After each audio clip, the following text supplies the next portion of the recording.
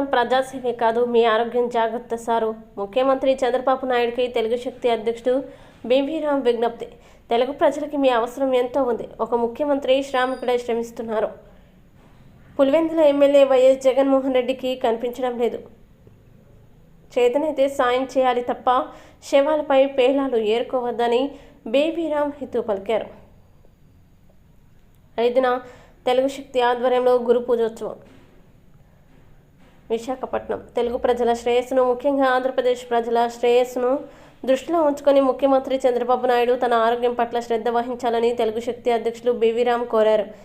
విజయవాడ చరిత్రలో కానీ విని ఎరగని రీతిలో సంభవించిన ఘోర విపత్తు కారణంగా లక్షలాది మంది ప్రజలు నిరాశ్రయులు కావడం ముఖ్యమంత్రి చంద్రబాబు నాయుడిని ఎంతగానో కలిచివేసిందన్నారు. రేపు సెప్టెంబర్ 5ని టీజీసీ సందర్భంగా తెలుగు శక్తి ఆధ్వర్యంలో విశాఖపట్నంలో 3 గురువులకి సన్మానం చేయబోతున్నాం. సర్వేపల్లి రాధాకృష్ణ గారి 136 జయంతి సందర్భంగా ఈ కార్యక్రమం నిర్వహిస్తున్నాం.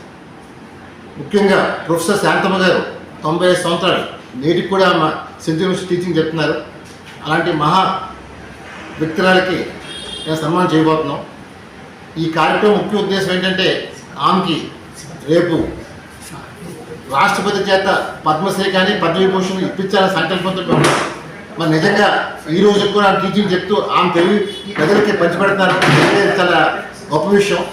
మరి అలాంటి వ్యక్తికి మేము సన్మానం చేయడానికి తెలుగు శక్తి గర్వంగా భావిస్తున్నాం. అలాగే ఈరోజు రాష్ట్రంలో చూసాం, విజయవాడ గుంటూరులో వరదల వ్యవస్థలతో ప్రజలు చాలా కష్టాలు పడుతున్నారు. కానీ ప్రభుత్వం స్పందించి వెంటనే ముఖ్యమంత్రి చంద్రబాబు గారు అక్కడే ఉండి ఆర్ఎస్ శ్రమిస్తూ ఆయన తన ఆరోగ్యం కూడా లక్ష్య చేయకుండా ఈరోజు ప్రజల కోసం కష్టపడుతున్నారు. కానీ దురదృష్టం వైసీపీ పార్టీ దీన్ని కూడా ఆరం చేస్తూ మాట్లాడుతూ నిజంగా ఆ పార్టీ అహంకారం పరాకాష్ఠను మనం చేస్తాను. ఈరోజు వాళ్ళు చేయలేని పని చంద్రబాబు గారు పెద్ద కొడుకు పాత్రగా పోషించి ఈవేళ చేస్తుంటే భరించలేక, ఓరవలేక, సహించలేక ఇంకా డ్రామాలు ఆడుతున్నారు జగన్మోహన్ సిగ్గు లేకుండా. మేము ఒకటే పిలిపిస్తున్నాం, ఈ రాష్ట్రాన్ని ముందు తీసుకెళ్ళడం కోసం చంద్రబాబు గారు తన ఆరోగ్య సైతం లెక్క చేయకుండా ఈ రాష్ట్రం కోసం తప్పిస్తున్నారు. మరి అలాంటి వ్యక్తిని ఇవాళ వైకాపాకి సిగ్గు లేకుండా మాట్లాడుతున్నారు. ఇప్పటికైనా సరే మానవత కోణంతో వ్యవహరించడం కోరుతున్నాం. రేపు టీచర్స్ డే కార్యక్రమాన్ని ప్రజలందరూ జయప్రదం చేయమని చెప్పి కోరుతున్నాను. జై హింద్.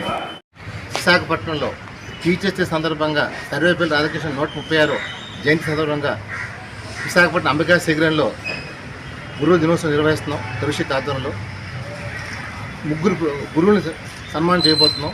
అందులో ముఖ్యంగా ప్రొఫెసర్ శాంతమ్మ గారు 95 సంవత్సరాల్లో కూడా ఈరోజు కూడా ఆమె సెంట్రల్ యూనివర్సిటీ టీచింగ్ చెప్తున్నారు. మరి అలాంటి వ్యక్తికి పద్మవిభూషణ్, పద్మశ్రీ రావాలని చెప్పి తెలుగు శక్తి రాష్ట్ర ప్రభుత్వం కోరుతున్నాం.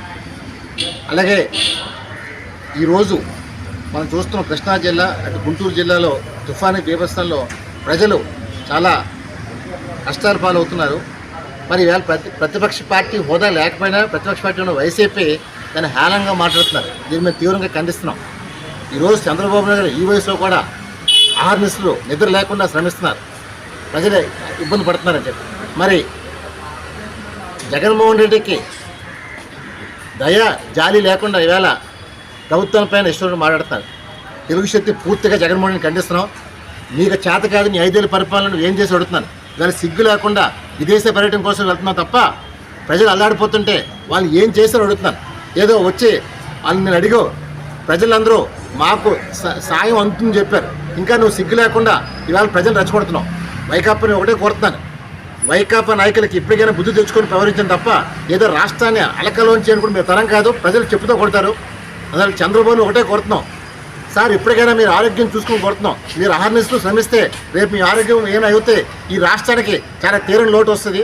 దయచేసి మీరు 24 గంటలకు శ్రమించుకోకుండా కనీసం ఒక 8 గంటలైనా గ్యాప్ ఇవ్వమని చెప్పి ముఖ్యమంత్రి గారిని నేను వేడుకుంటాను. ఎందుకంటే ఈ రాష్ట్రానికి చాలా అవసరం, తెలుగు జాతికి అవసరం. దానిలో దయచేసి మీరు అధికారులతో పనిచేయించడం తప్ప 24 అవర్స్ ఇన్వాల్వ్ కావద్దని చెప్పి మనస్ఫూర్తిగా కోరుకుంటున్నాను.